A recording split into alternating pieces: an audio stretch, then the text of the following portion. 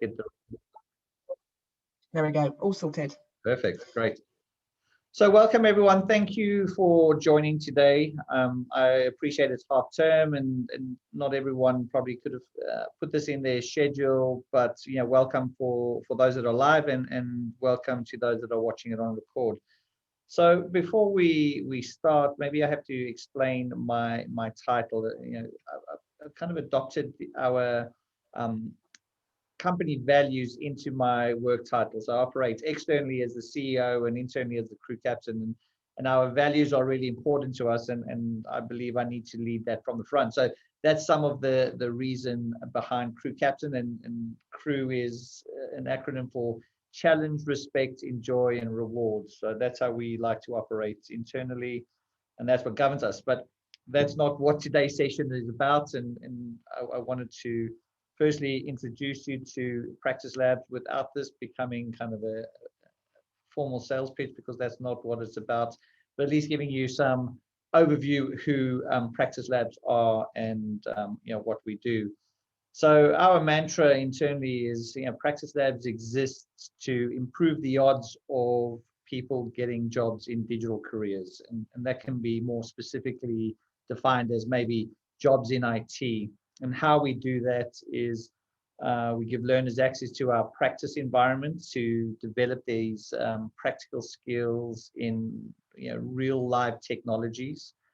And then we prove those skills using our assessment tool, hopefully kind of culminating into a package that the learner can go and do those skills in the workforce or a new job that they enter into the marketplace. And that extends beyond, and I use the term very clearly, learner as opposed to student. I think sometimes we can get focused on students being a much younger audience, but I think in the modern world we have to understand that the learner is much broader than that, because as we know, people being displaced, reskilling, upskilling, it's a huge range of ages in that the problem we're trying to solve maybe is the right term. So today's topic, we're talking about virtual work experience, and I have got a deck to share, and I'll share that in a second on what our view is, and specifically my view is when it comes to virtual work experience, specifically for those who are looking to get a role in IT. But I just wanted to kind of expand on where this has come from to give some context to what I'll present in a moment, and kind of touch on. I was actually at a conference on Monday, unfortunately, or fortunately, we met some new people, which is great, and we had a similar session in Oman. And the three key things that came out of that, or the topics of the conference, were connectivity, collaboration, and innovation. And they really struck a chord with me as we kind of talk about specifically a virtual work experience program, because those three things are hugely important. So if we want to do something certainly virtually and online, we need to ensure that connectivity between the learners and providers is good.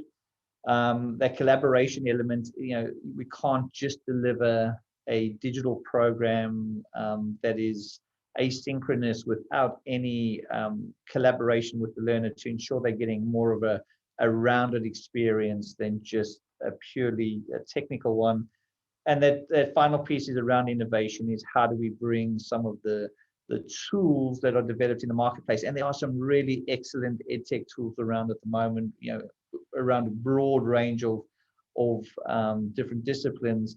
And that's kind of where we see ourselves from our technology perspective, is how do we leverage our innovation to help learners move forward. So what I'm going to do is, if you don't mind, I'm going to share my presentation, and let's kind of walk through this. Maybe just a thumbs up in the chat to make sure everyone can see my screen. It's there, Ricky, not a problem. Great. Okay. So some of this is a little bit around the marketing blurb that we have, and I kind of touched on who Practice Labs are. Our whole mantra around practice, prove, and do, really focused on the learner. But if we talk about this particular initiative that we're talking about today, And I go back in time, and my colleague Sean Wilson's on the call with us, and Sean and I sat together nearly 2 years ago, and we were talking about work experience for learners in maybe in a slightly different guise. This was, if you go back 2 years, you can remember we actually used to get together face to face, and work experience was done with people coming into the office. There was still a challenge with that, because how do you do that at scale? It's not easy to get anyone from certainly the rural communities or underserved communities into a work experience.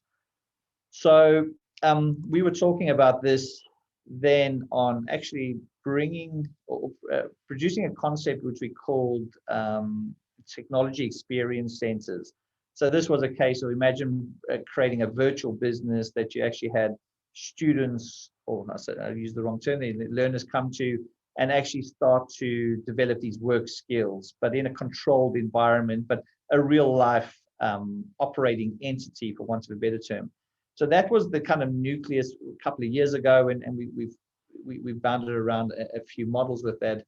Fast forward certainly a year from that, and now we're in the middle of the global pandemic, and we realize, well, there's a group of learners that are finding it very difficult to get that work experience. As offices have kind of shut down, remote working has become the norm. How do we try and tackle this problem? And we started to put together this concept of a virtual work experience program that really addresses people getting into the industry. So the project goal was to kind of get people on this journey, improve those skills, with the outcome being, how do we get them into the workforce to serve two needs. One is to build the learner's own confidence. So when they arrive and get that opportunity to go and work, they feel like they can contribute from day one.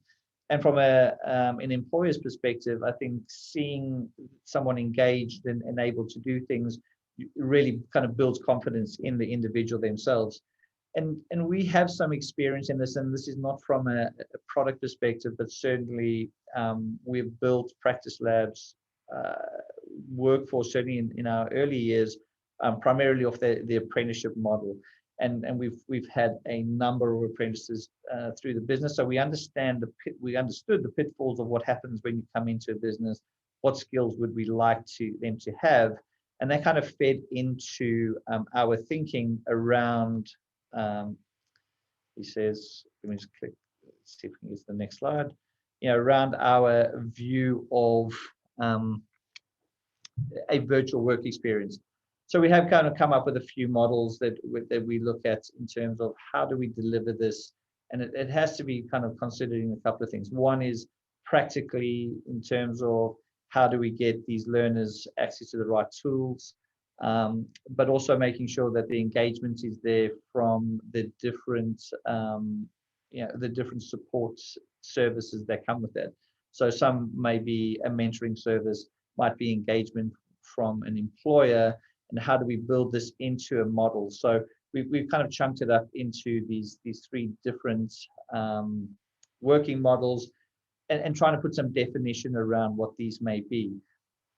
As we move on, and we look at from my perspective, how do we now turn this concept into a framework and a real product set to really make a difference?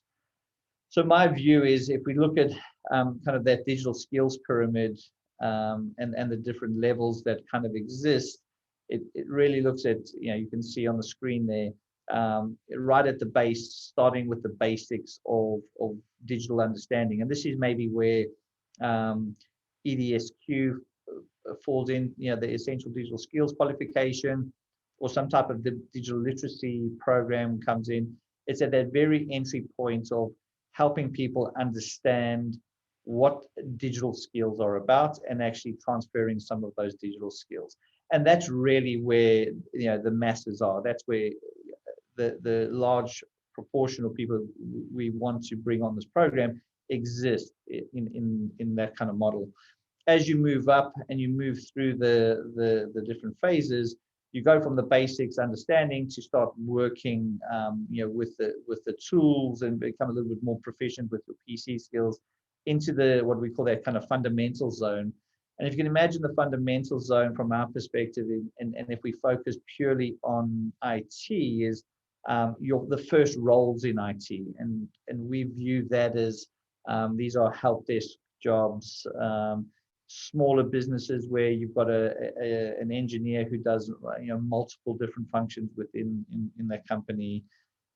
So the skills required there are become a little bit more technical, but are not, don't really have any speciality into it, and you kind of go through these different phases.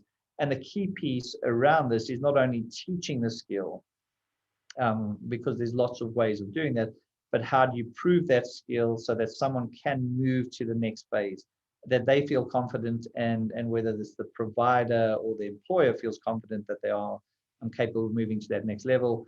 And then as we get to the mid-tier points, and we believe kind of our speciality, if you like, is taking learners on that journey from the basics through to the entry point of the speciality phase.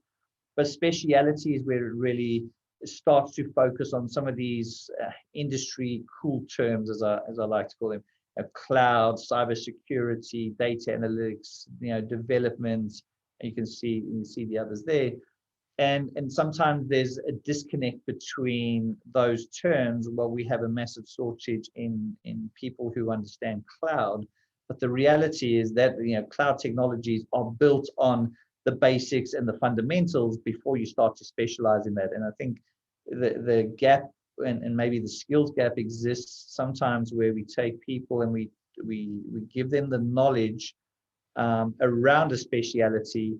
We expect them to go to an interview to get a job, and actually the employers go, well, what, great, you might understand the theoretical elements of cloud technologies, but how, where's the basics and the fundamentals, because all of these things really start to get grouped together.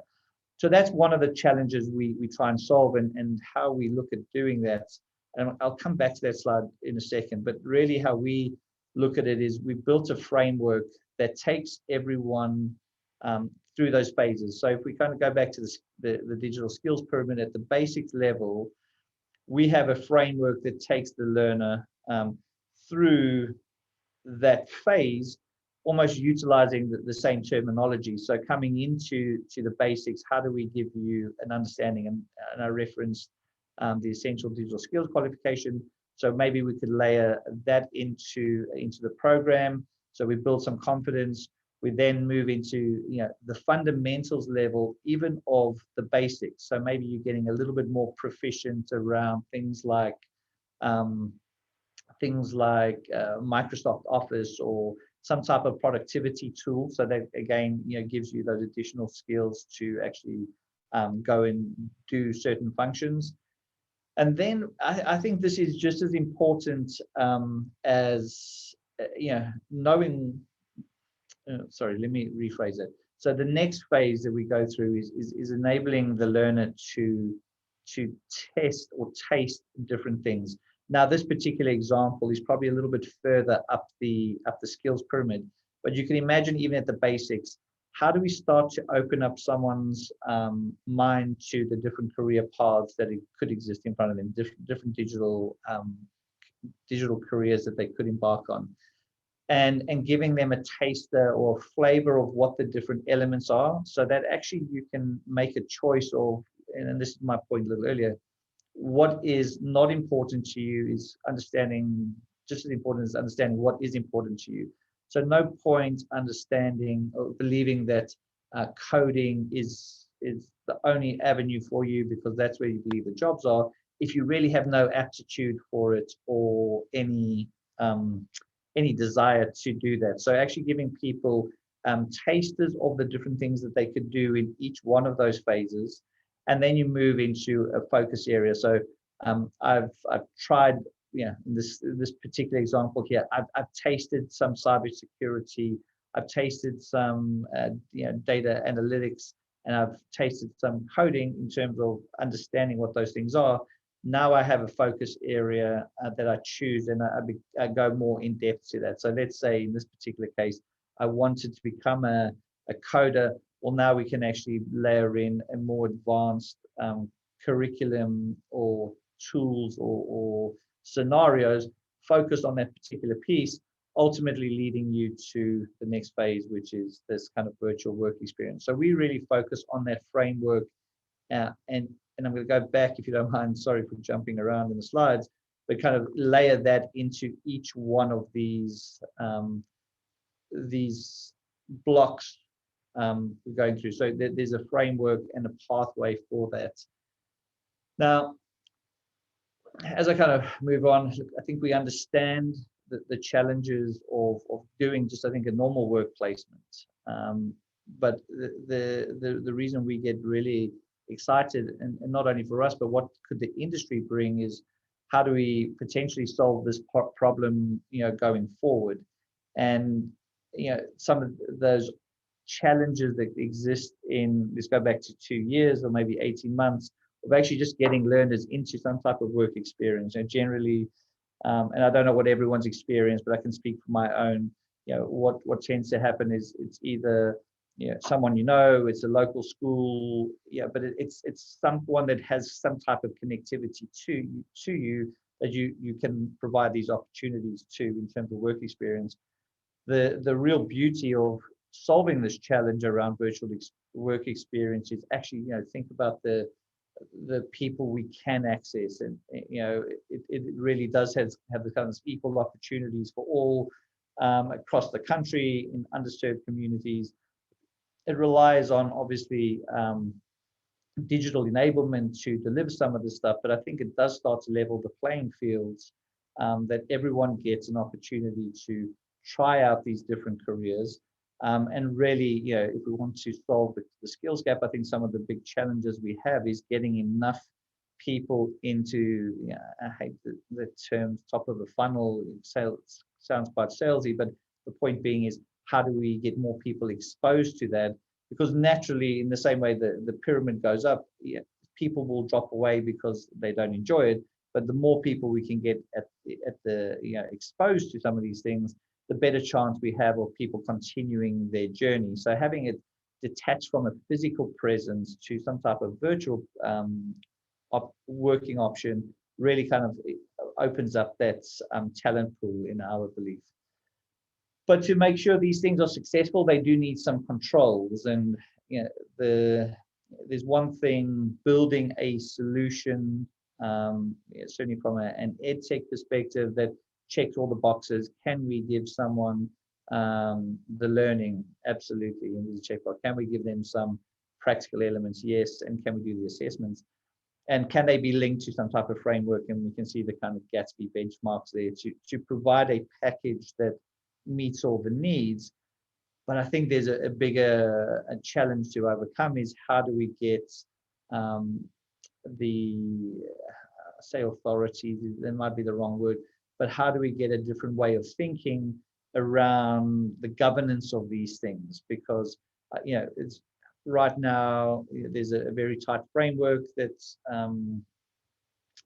enables people, defines what work experience should be, but changing the kind of thought process to open this up is probably some of the bigger challenges than actually building the tools to do it. But the key piece around this is ensuring that there is success criteria built into it. It's not a case of pulling different assets together, hoping for some outcome. You do have to have a very structured program to ensure that those that are doing this virtually have as much of an experience that people are doing it on premise.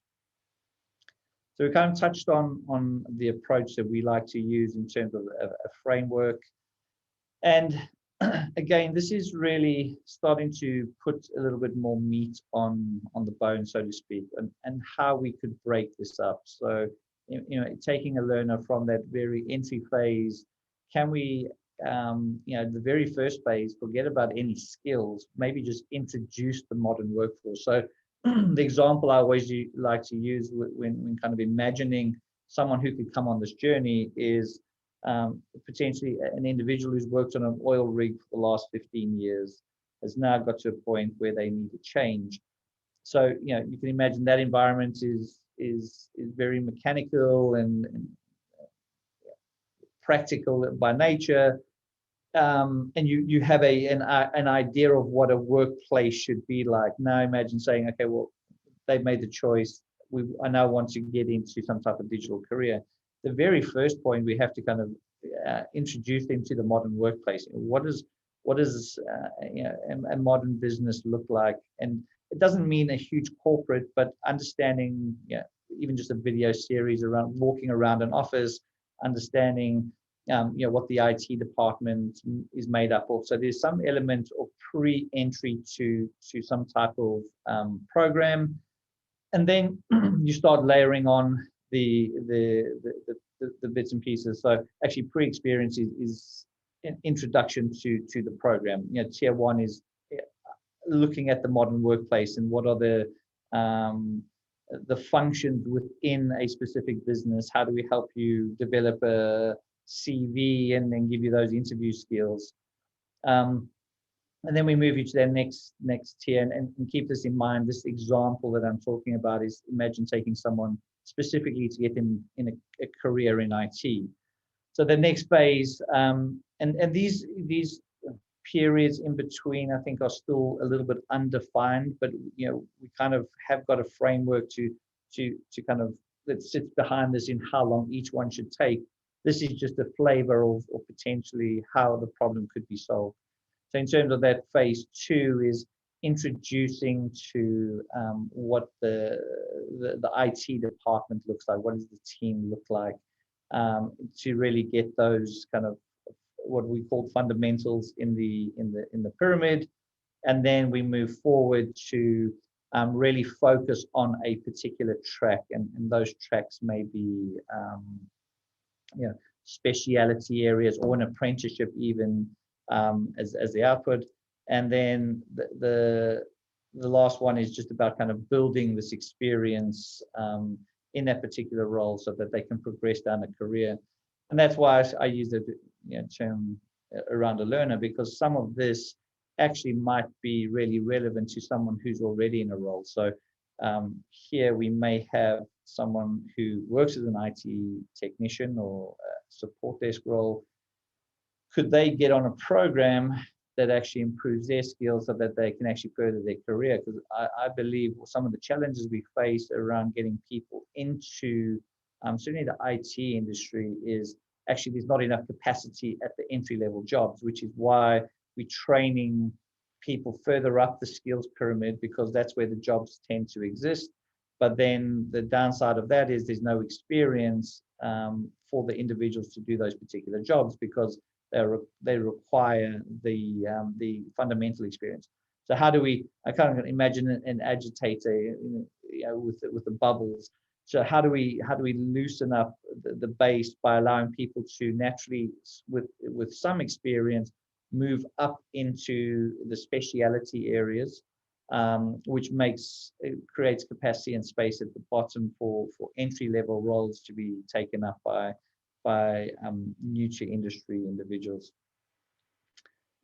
So within this model, I think it's really important to prove competency and capability. So we have to align it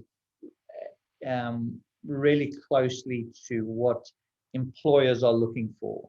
And in working in certainly whether it's with local enterprise partnerships or collaboration, and we kind of touched, I said collaboration was really important, collaborating with employers to understand what the desired outcomes are, we can actually start building capstone and project and portfolio work that is relevant to the jobs in the area. So kind of mentioned right at the beginning when we looked at this technology experience centers, one of the key things from that would be selling those services to local businesses, and that would kind of give you the real world experience. But in the same way, we could engage with customers in a particular area to go, what are the challenges that your types of organizations are facing, and potentially build that into a virtual work experience portfolio. And that then could be presented to, excuse me, any potential employers to understand, yeah, I suppose maybe similar to an apprenticeship type approach, but obviously a little bit further down the pyramid, just showcasing what a learner has kind of completed on their journey at any one particular phase. And that is really important to build in kind of that success criteria to any program that one is thinking about specifically around these topics.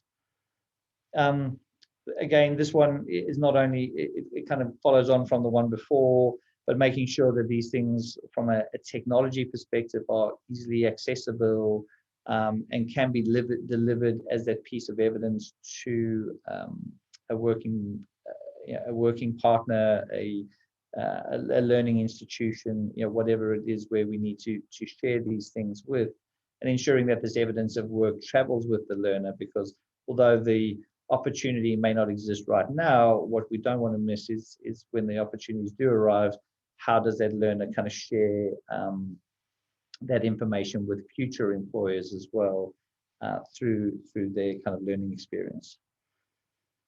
So we're kind of coming to the end of certainly the slide presentation, and happy to maybe get some insight from my colleague Sean. But we move this forward into, again, this is not specifically a practice labs pitch, but more a case of, can we all start thinking about this in a different way to really meet the needs of the market. And I think it's evident that the way of working going forward is going to be in some type of hybrid model. So actually having a virtual work experience might become more of a real world experience, because going forward, I certainly know from our business, come the 21st of June, we would probably expect 50% of the organization to come back to the office full time. But we have an initiative for the other 50% to be working remotely. So something like this actually caters for the need right now in terms of this virtual hybrid mode of doing work experience, but making sure that they are relevant, transferable skills that employers need going forward. And I think that ultimately becomes the success criteria for anything like this. But working with the powers that be to try and lobby and make sure that thinking has to be different from that perspective, whether it comes to funding or the criteria which is deemed a real life work experience.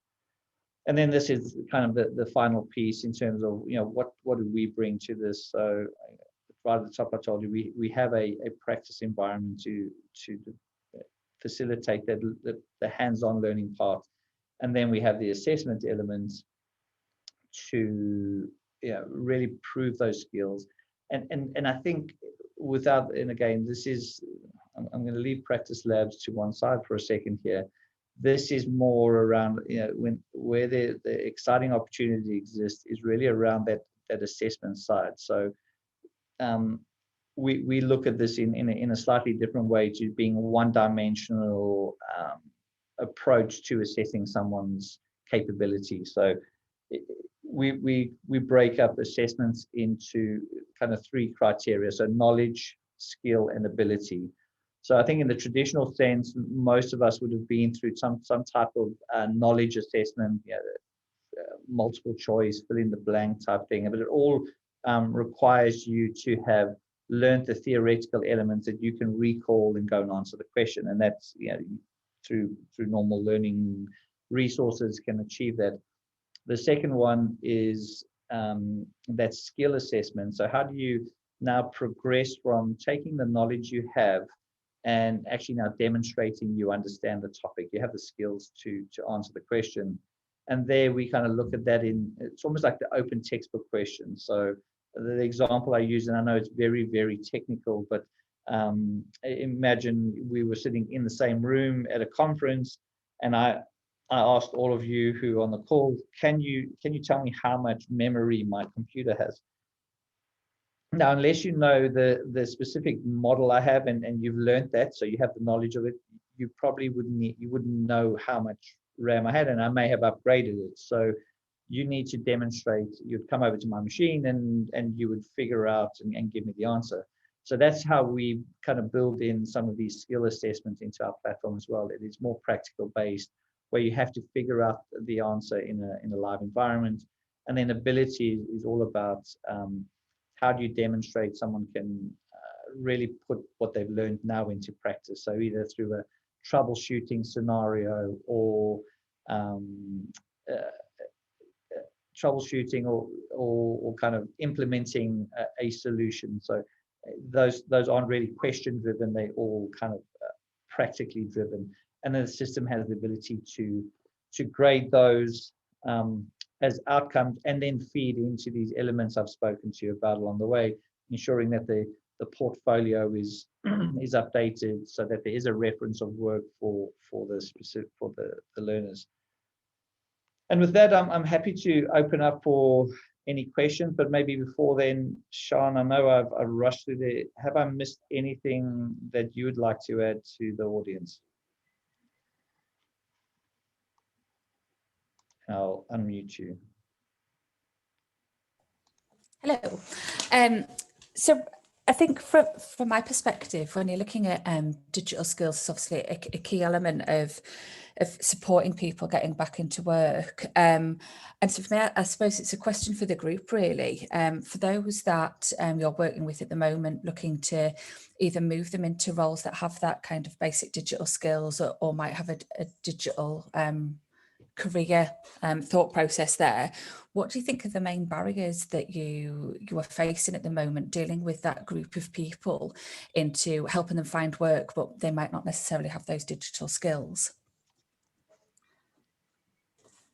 We'll just give people a chance to think of a question, but I'll start with one for you, Sylvia, and I'm guessing that accessing the learning materials to actually gain that ability.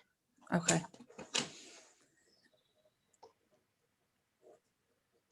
Sorry, Emma, was that a question? That was me, yeah. So that was me responding to, yeah. So Louise in the chat has said about not having relevant IT equipment. Right. Yeah. And I mentioned about not having access to how to learn those skills. Yeah, absolutely. And I think kind of in a broader sense, that connectivity piece is not only the physical connection between the devices, but ensuring everyone has, those tools at their disposal. Because that's fundamental to any of these things working. And I know there are lots of organizations trying to, fill that gap around digital enablement for learners, but it's one of those things you sometimes you have to have the tools to make these programs work. And I think collectively it's or the responsibility lies with all of us to try and move those initiatives forward. Louise, just so you know, you're only sending your chats to me direct, so you might just want to change that to everyone so they can all see your questions. But Louise has also mentioned that the age of the learner, and I think she might be talking about her own experience of never having used, or perhaps they've never used things like as fundamental as Excel, PowerPoint, Word before in their working life, and the fear of making mistakes within IT and the potential costs of those mistakes. Mm. And Louise, that's exactly why I kind of mentioned that, we have to get out of this mindset of, and I use that term students, but I think students naturally takes you to, school, higher education, but the learner, our journey is, a lifelong thing. And you're right to identify those barriers, because and that's why the pyramid, that digital skills pyramid is so important. We have to get people the confidence to go on a journey, and it's not just a case of saying do this 1 hour course and now you're an expert. It has to be a lot more structured and tailored to specifically that demographic who've never used those tools before, to take you and build that confidence up over time. So what I kind of, when I talk about, sometimes I get what's the wrong word? What the right word I'm looking for is I take for granted the digital skills that we have certainly in our environment, because obviously we're a technology company. But you sometimes get sidetracked. So I talk about labs, and even you look at this the slide here, live labs and learn by doing.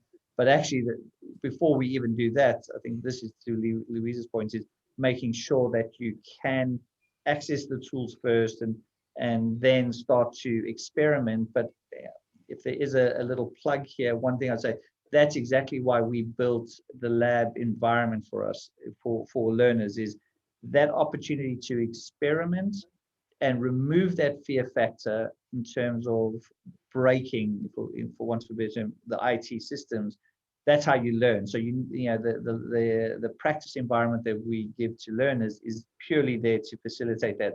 Remove the fear factor, go and break it. We want you to break it, because like a lot of things in life, you learn more by making the mistakes than you do just following parrot fashion. So there are a number of tools, and we have one of them to experiment with, to overcome that fear factor, because that's a major barrier for people.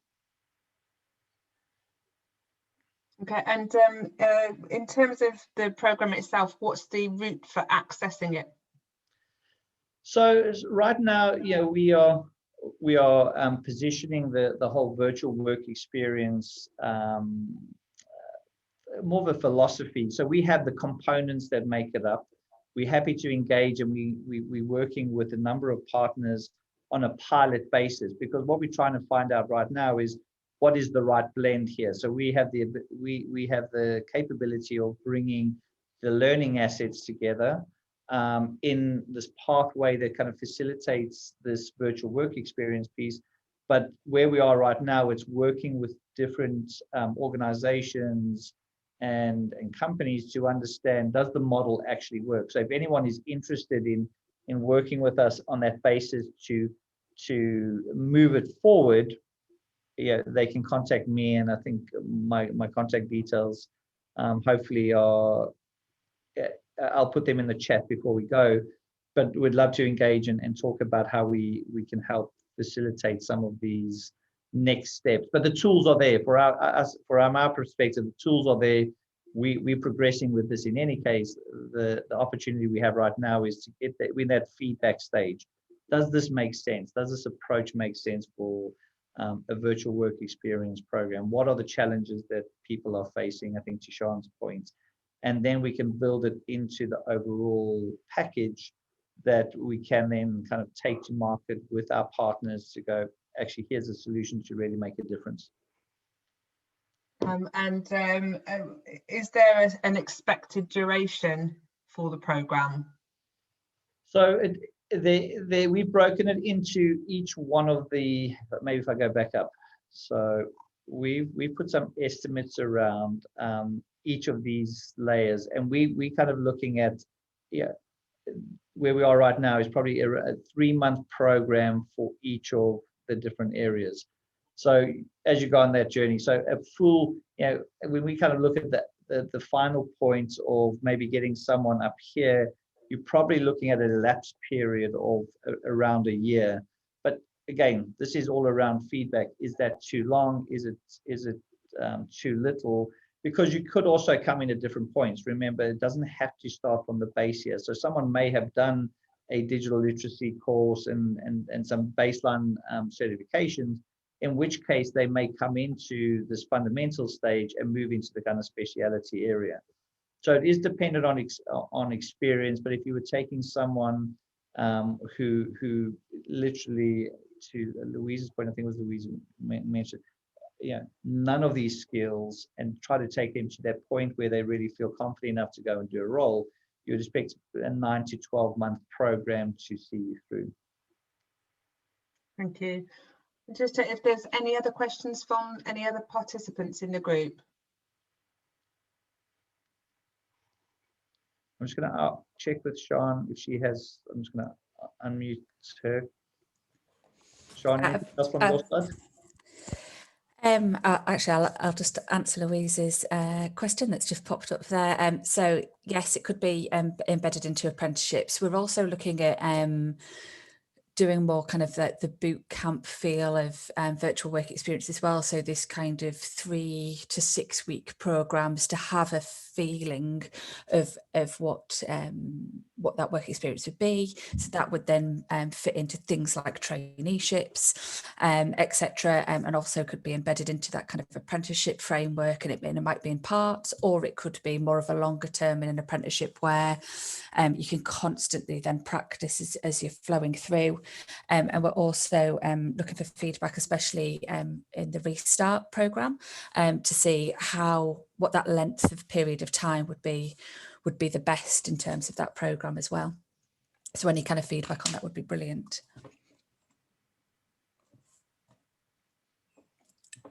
Oh, there's a question from Anne now. I don't know if you can see it, Sian. Yeah, so can this be taken as an internship for undergraduates? I can't see why not. For me, it's around that kind of practicing of a career. So if somebody could take that, I think we just need to look in terms of what would be allowed. What we're trying to make sure of is that the work experience is a non-simulated environment as much as possible, so it fits in with funding regulations. So as long as it fits in with what their internship would need to have part of, then I can't see why it couldn't be. Thank you. Yeah, so Louise is definitely keen to learn more. That's great to hear, Louise. And yeah, it's certainly got my interest as well. I think it's a great resource for certainly this stage of the world at the minute, where lots of people are looking to have to career change and develop themselves into new directions. So thank you both, Ricky and Sian, for your input today. I just wanted to see if there was anything else you wanted to add, or any other questions to pop in there for anyone else. Not from my side, Emma. Thank you for organising the event, and thank you for those that turned up today. I think this is the early part of our journey, but hopefully it has some real purpose and meaning to it, because we believe in it fully. We are committed to this, to drive it forward. It's just trying to collaborate and connect with those to ensure we're doing the right things and we don't end up solving the wrong problems, which I think happens a lot. So we just want trying to keep focused on that. And do you have a website direct link, so that if there's anyone who just wants to go and have a look and a browse round? Absolutely, I'll pop it in the chat as well.